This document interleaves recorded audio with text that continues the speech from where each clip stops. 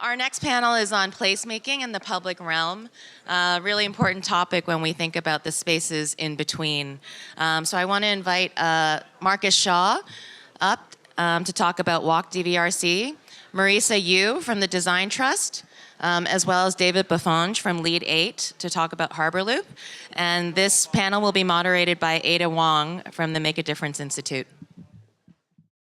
Switching the focus from talking about property stock and shopping malls to the public realm. I'm Ada Wong, and I'm not a property developer, nor are these three people, I guess. We are talking about placemaking and the public realm. Why is it important? I think in a city that you go to, you remember those wonderful public spaces that have probably been co-created by the people. When I go to London, I love that walk between the South Bank and the Shakespeare Globe. You know, you pass by Tate Modern. And that has gone through a lot of placemaking. And that is, well, I would say grade A kind of public space.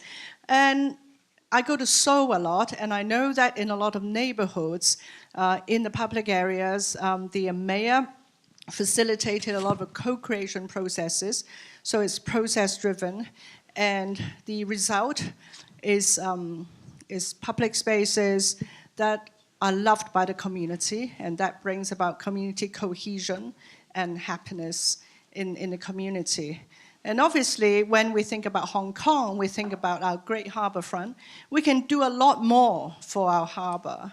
So today we have three speakers. We don't really have much time. They'll all be presenting to for 6 minutes each. I want to start with Marisa, because as the head of Design Trust, she has been taking on this project called microparks in our cities. These neglected spaces in between buildings. She is trying to work with local designers and local residents to make them alive. A really great initiative. And then we'll go to Markus Shaw, whose initiative is called Walk DVRC. You all know Central, you all know David Road. Markus' vision, as well as all the people behind DVRC, is to have DVRC pedestrianized with only trams going across, and we can just cycle around and no cars. And I think that's a great vision that I do share. But could it happen? It needs a lot of placemaking and advocacy.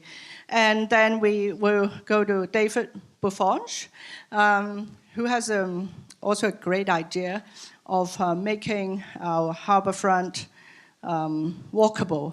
26 kilometers, is that right? Or 23? 23 kilometers.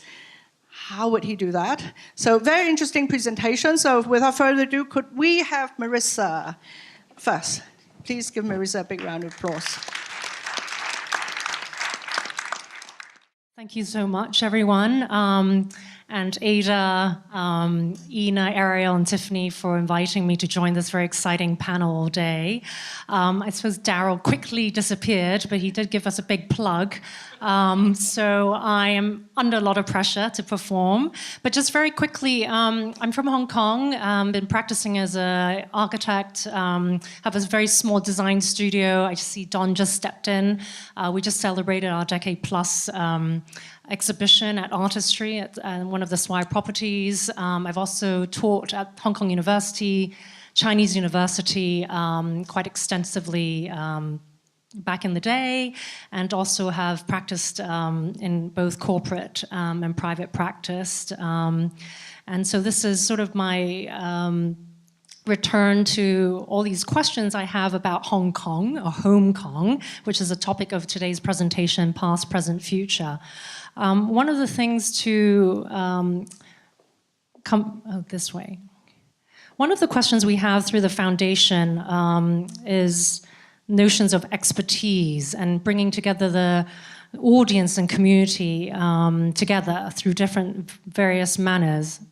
And can you just, this one, okay.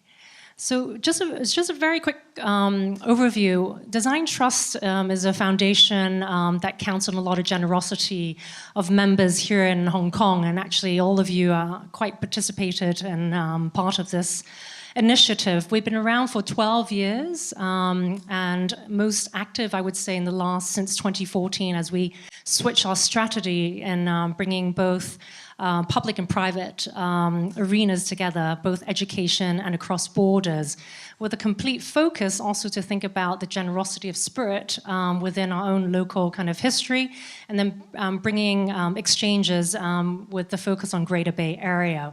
We used to have it focused on Pearl River Delta, but this is the sort of extension of creating intersections and in questioning how to curate, I would say, resources in a way to impact our local history.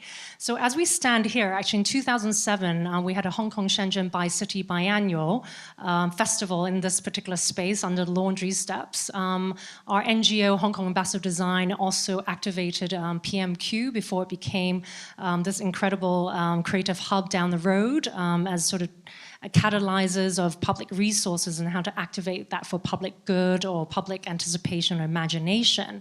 But simply with kind of the growth of all these developments, we're very much interested in questioning education as a core. So this is just giving you a quick coloration. 3 years ago, we started this new program called Design Trust Future Studio, both to think about lifelong learning, and the mission is actually to initiate design thinking and design practice and design disruption through a mentor-menteeship program, and produce new ways to have an open, neutral space for collaboration, but at the same time to ask difficult questions. And I'm going to play a very short video soon, but just to open up the discussion, there's approximately 44 parks managed by the government, which is under 100 square meters. There's a total amount of 1,500 parks in Hong Kong and urban dense parks and playgrounds, and oversees about 500 sitting out areas. This is a very kind of generic diagram just to illustrate the point of the potential of micro parks in Hong Kong and where we can take that as a response to the future of, say, micro living or nano living as we saw today. So could we just play this very short video? 2018 will promote the idea of innovation, leisure, and play. Play is for the people. We will be given 4 very specific sites.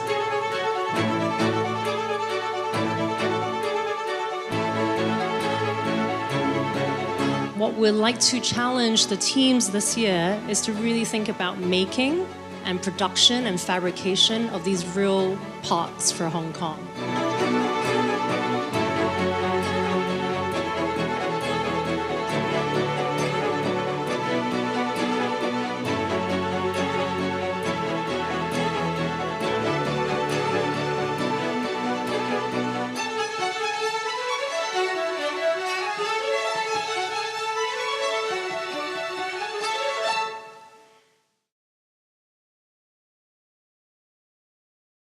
So one of the questions we had was bring about small is meaningful as a theme.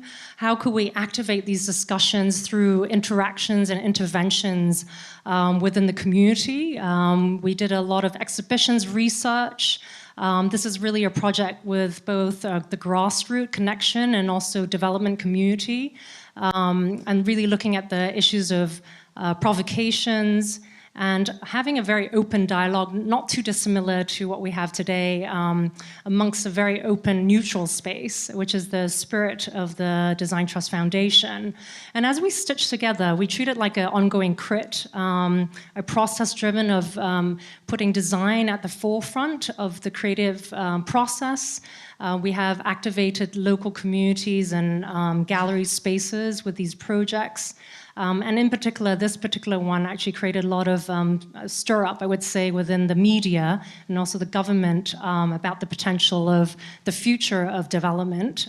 So we had teams create micro interventions, looking at construction skips as a strategy, working with biologists and algae scientists to produce fresh, clean air. We've been tracking the impact for the local communities involved in the districts.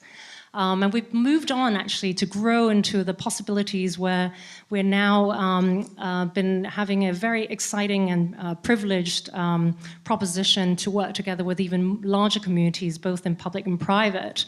And so we have Liz Diller involved from New York, working closely with some teams. She actually postulated, if we don't have a central park per se, if we could actually identify a network of microparks for the community.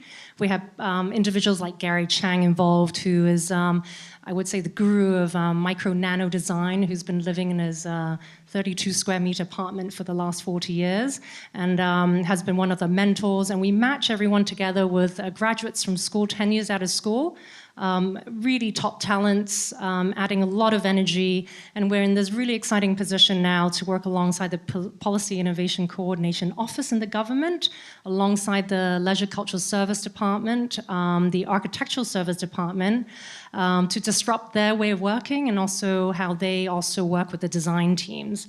And we have 4 microparks under the way. I'm very pleased to say our last one in the Hill Road just got through District Council.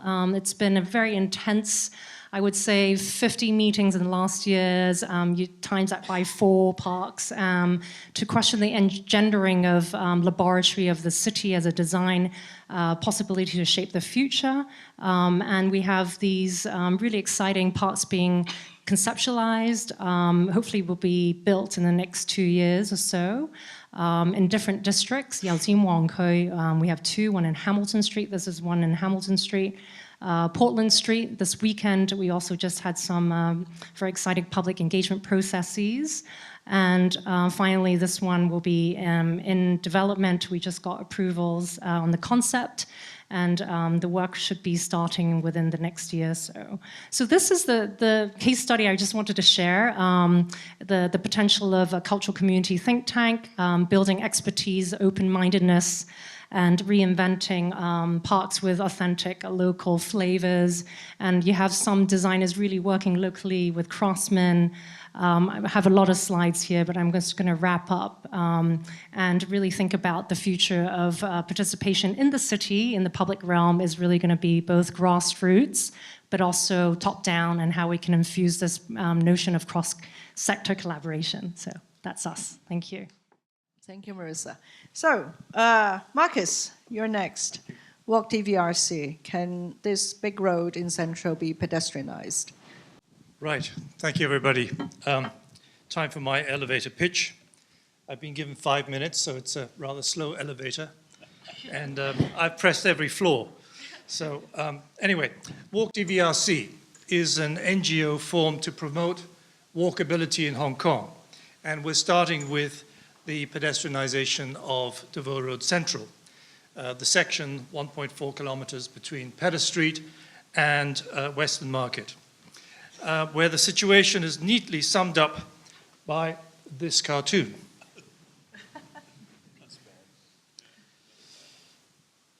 Right, what is Devoe Road Central? Well, first of all, it's the heart of Hong Kong CBD.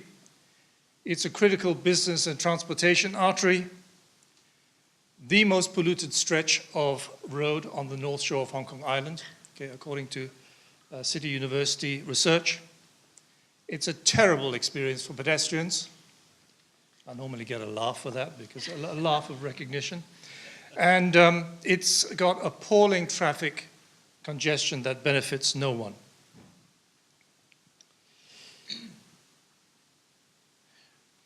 It's a very historic street, formerly the Prior, and it's been historically associated with Chinese entrepreneurship. And even today on the western end of DVRC, it's full of traditional shops, some of which have been in the same family for generations. I love this photo because, of course, it's very few cars, an old photo this is.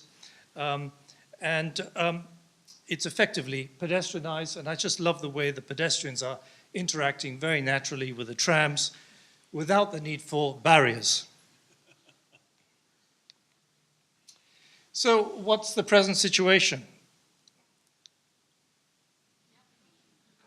Right, okay, there I get my laugh of recognition. 70 bus routes. Not one smiling face. Lots of jaywalking, primarily because of a lack of street-level crossing points.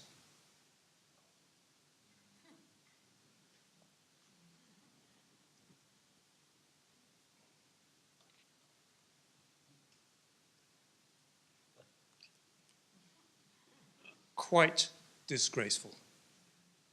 I'm ashamed, as a Hong Konger, that we treat the main thoroughfare through our historic CBD like this. But I want to stress that this isn't only about Devoe Road Central. It's a placemaking opportunity. It's an opportunity to revive a decaying CBD. Fixed DVRC and a decaying CBD is revived. Fixed DVRC and Hong Kong has a central core and a heart. Fixed DVRC and cultural and heritage sites are connected. And what do we mean by connected? Well, we have a lot of iconic sites around DVRC, both on one side of the street, the southern side of the street, but also on the northern side of the street with the, upgrading of the ferry piers and Site 3 coming on stream, and a pedestrianized DVRC would connect all of these sites and create and brand a CBD as a destination. Is it too difficult? Well, we're not alone. Many cities are engaged in major pedestrianization schemes. All right, this is Seoul, which was mentioned by a previous speaker. They dismantled an expressway that went right through their center, right through the center of their town, and restored an historical river. Not an easy project. New York City, this is pedestrianization of Times Square on Broadway. That's a key north-south expressway on Manhattan. And of course, London, where the mayor is very keen to pedestrianize Oxford Street, very similar to DVRC, no residential, all retail and commercial, and a lot of bus routes as well. This is my wife's hometown of Vienna. This is Vienna's Oxford Street. They took away 2 lanes of traffic, allowed some traffic to continue, as you can see on the right-hand side, but with a strong feeling of shared space. And you know, I could give you other examples as well, like Madrid, Barcelona, Paris, Moscow, Sydney, Shanghai, Singapore. They're all doing it. And this is our vision for Hong Kong. So we leave 1 lane open to traffic, the eastbound lane. It's necessary for emergency vehicle access, for drop-offs, for circulation to Wing-On's car park, etc. This is just some idea of what it might look like. And thank you, KK. He's in the audience somewhere. All global historic CBD regeneration projects have begun with pedestrianization schemes. Well, we recently ran an international design competition. This was the winning entry. It's based around creating roof parks around the 5 tram stops along Devoe Road Central. The first tram stop is just after Pedder Street. You can see on the photo on the left. It has strong branding for the street, which I like very much because it gives a lot of prominence to my Chinese name. This is another of the finalists, the 5 finalists by Hassel. I like this one also very much because it's a calm, a very simple scheme with shading and greenery. Now, our next major project is, which we're now working very hard on, is a trial 90-day closure of 2 blocks of Devoe Road Central from Hillier Street to Western Market, 90 days. It has 8 components. Tactical urbanism, local F&B, performance and entertainment, technology, walking tours, street management, promotion and publicity, and heritage. We're developing an app as well. And we're branding it the Sheung-Wan Fiesta, and we've already identified curators for each of these elements. So just to show you what it might look like here, this is our tactical urbanism piece. We're going to be providing 500 seats based on mooncakes under dim sum baskets. And they will be movable, flexible. You can use them how you like. This is a Chinese urban farm, planters showcasing Chinese herbs and medicinal plants, which we're doing in cooperation with the Chinese University. This is the area, the food market, weekends only, but during the week the seats will still be there. And again, the performance is weekends only as well. So benefits, cleaner air, increases footfall. We heard from Christopher Kwok about footfall aggregation. Well, this is what it's all about. Showcases local heritage and art, and culture, and brands the Central Business District as a destination. And with that, let's go directly to David. Great. Most of you probably have heard, you probably heard of Harbour Loop before. As a firm of architects and designers and master planners, growing quite quickly over the last 5 years to over 230 people, we felt compelled to give something back to Hong Kong. And we decided to, through a sort of CSR program in-house, come up with an idea that will make Hong Kong, will increase the livability of Hong Kong. This is an idea which is really about creating a healthy city, a place, a way of creating a city that's more connected, and something that will be compelling and memorable and perhaps even help within the tourism industry.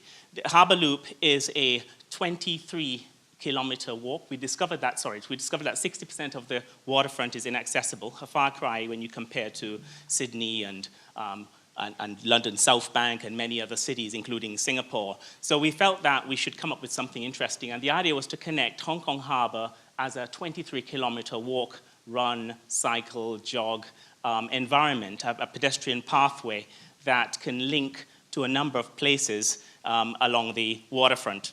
So an interesting idea that would become part of Hong Kong's greater network of transportation hubs. I mean, Hong Kong is one of the most connected in terms of public transport in the world, and we think that this could actually become a very exciting place which will allow a 10-minute walk for 1.7 million people that populate the edge of the waterfront. There are a number of themed hubs, and we call these cultural hubs, community hubs, along the pathway. And these hubs would have cycle storage, toilet facilities, maybe even shower facilities, restaurants, cafes, pop-up shops, lots of different activities that would help to regenerate and create a very vibrant and active urban environment. And we looked at a number of sites around Hong Kong that we thought were suitable.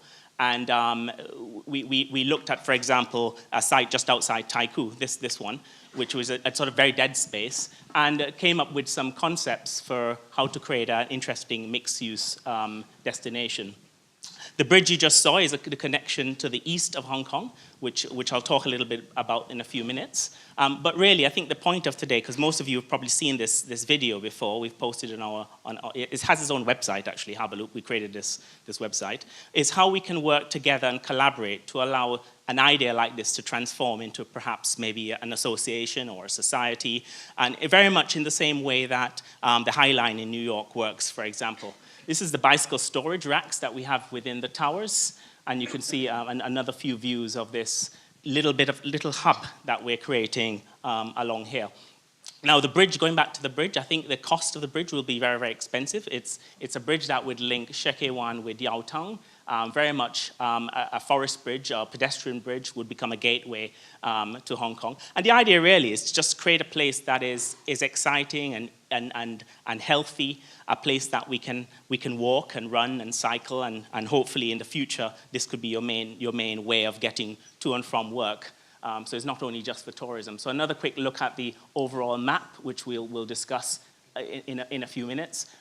We actually won a German design award last year for this idea, which we're quite excited about, because we're just worried tourists might actually come to Hong Kong to visit this place, although it doesn't exist yet.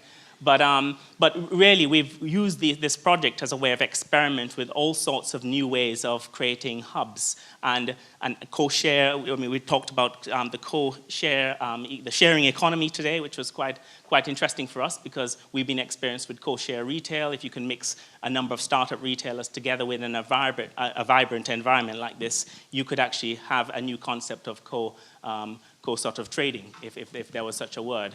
We also think this is a good example of creating a place that could have good social currency in terms of well-connected. It's mixed use on a small scale, but all of these hubs along the way. And this is only a placeholder, I should say. I mean, we haven't gone into great detail to design these buildings yet. This is just a placeholder to show some of the potential locations along the waterfront that could be part of this regeneration idea. Connectivity and access are perhaps the most important words. This is a suggestion of creating a cable car from Central to Kowloon, although working with ambassadors of Hong Kong, such as Harbourfront Committee, Nick Brooke, there are many ideas of how you can connect from Central to Kowloon in perhaps less, sort of not as more cost-effective ways. So the idea of this bridge, this is my last slide, this could be a legacy project for Hong Kong, a gateway to the city. And I'm hoping today that if there's anyone interested in being part of this idea, this is a give back to Hong Kong, and we're welcoming everyone to be part of it. If you wish to be a part, please get in touch with us. I really enjoyed the other presentations, because it made me realize that Harbour Loop can go to another level, where we create harbour links that can actually link to Devon Road Central, Walk, as well as some of the mini parks that Marisa presented earlier. So this could be a fantastic opportunity to create an interesting benchmarked urban regeneration idea for Hong Kong. Thank you. You've been working with government, Marisa, and also Markus, and could you tell these people, how they could be part of it, how they could collaborate and co-create and participate in your efforts in all your three projects, whether it is the micro parks, whether it's the Walk DVRC, or this really imaginative harbour. I love it, but I can also see, like thousands of hurdles and challenges. But these are projects that, that we are really happy to spend time with, because that will make Hong Kong very different. But the process is always painful. So Markus first, perhaps your thoughts on getting more people on board. Well, as you know, I was chairman of WWF for 8 years, and I fought many difficult campaigns. And one of the wonderful things about this campaign is I've made this presentation now in unabridged form to many, many audiences. And I've never got a negative reaction. Everybody thinks it's a great idea and wants to see it happen. And touch wood, we've never had any negative press either. In fact, the press has been very supportive.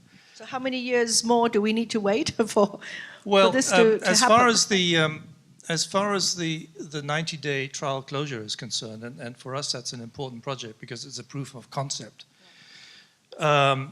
We've got to the point now where we've spoken to police, fire department, the Home Affairs Department. We've spoken to all the relevant government departments with the usual bureaucratic hurdles. But we've got to the point now where we need district council approval. And being an ex-district council member yourself, you will know that that's tricky. Should I go for elections this November and make sure I am on the Central and Western District Council? It's highly political. It's very politicized This is the wrong body. year to do advocacy, actually. Yeah, yeah. And, you know, there's an election coming up in November. So, yes, I mean, I've been trying to keep it out of the party political arena and positioning this as a vote winner for everybody. You know, it's really something for the benefit of all Hong Kongers. And how could the business sector get more involved? Well, I think mainly with a four-letter word that begins with C. We need cash, okay? It's I'm raising funds not only to keep the NGO going, but also to find money for the Shangwan Fiesta. You know, it's a $15 million project. We've got $5 million from the Urban Renewal Fund, and I'm pretty confident that we'll get more. But we need to raise some money from the community also to show the URF and others that, you know, business wants this to happen. It's not only the man in the street, but also businessmen like you. Yes, absolutely. Marisa, you've worked with government, the LCSD, the Development Bureau, the Policy Innovation Unit, and how did the community business people, how did they feel about the microparks? You know, it's a really interesting process. I think the Future Studio program is really invested in not knowing and having no particular goals per se as deliverables. We don't have KPIs. It's very neutral. We just want to make change through design processes and unfold that. So we've been actually very obsessive in documenting our process. Every single workshop or interaction on Skype with the famous architects, with the local designers. And one thing we've realized is the generosity and openness. So we've been sitting in these meetings with our design mentees, we call them, and because they are also volunteering, we're also testing the limits of volunteerism within the context of Hong Kong to pull back and allow this opportunity openness. So we are also tapping into intellectual and also expertise. You have these incredibly talented government architects who've been there for 30 years, who are now excited to participate in this neutral platform.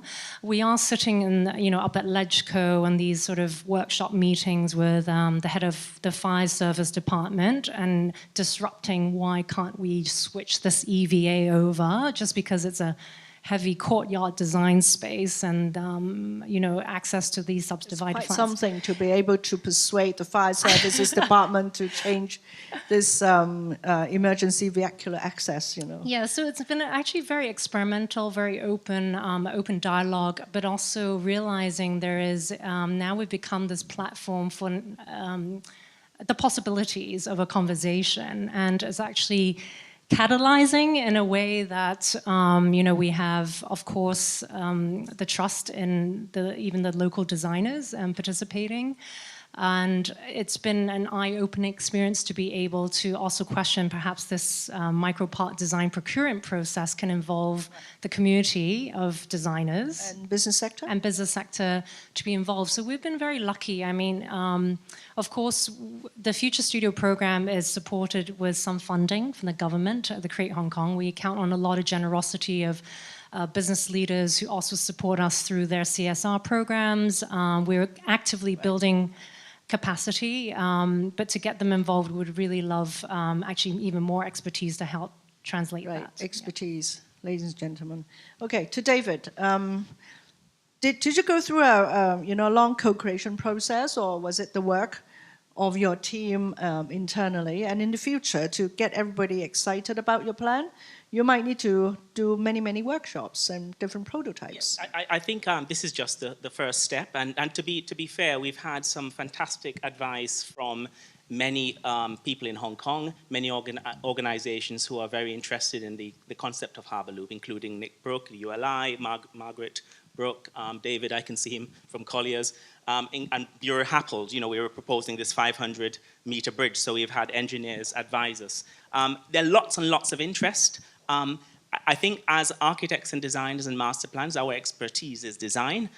We need to collaborate with with parties who have expertise in running charities and trusts, and how do you get it through government? We haven't presented this to government yet, although we noticed during Christmas that Harbour Loop was in the newspaper, mentioned in the newspaper, and I think it's how do we take it to the next step, and we're looking to collaborate. I think public-private partnerships, Nick, you mentioned earlier that Hong Kong needs to do a better job at that, and I think their expertise within this room here that could help to advise and join as a friend of Harbour Loop. You know, we've taken the view that it is too difficult to jump from zero pedestrianisation today to pedestrianising the whole 1.4 kilometre stretch. It's a bit of a stretch, if you like, for our politicians and government departments. So we want to start off with those two blocks. One advantage of those two blocks is that we only have to move one bus stop. And the idea is that with the success of the 90-day closure, we can replicate that further on down the road. I mean, bearing in mind that the closure of pedestrianisation of Times Square, for example, in New York, that was a 3-year trial scheme. And people are questioning even, they're questioning us over the necessity of a 90-day scheme. We'd like it to be a lot longer. And they're saying, why can't you just make it 1 week? Because in 1 week you can't test public reaction, you can't test the different traffic flows and so on, and you don't give time for people to get used to the concept and to use the street in a new way. Okay, I wish we had longer time for a deeper conversation, but do join me in thanking our 3 great speakers. We look forward to the micro-parks, we look forward to the 90 days to walk around Davao Road Central, and perhaps one day to see the Harbour Loop in reality. Thank you very much.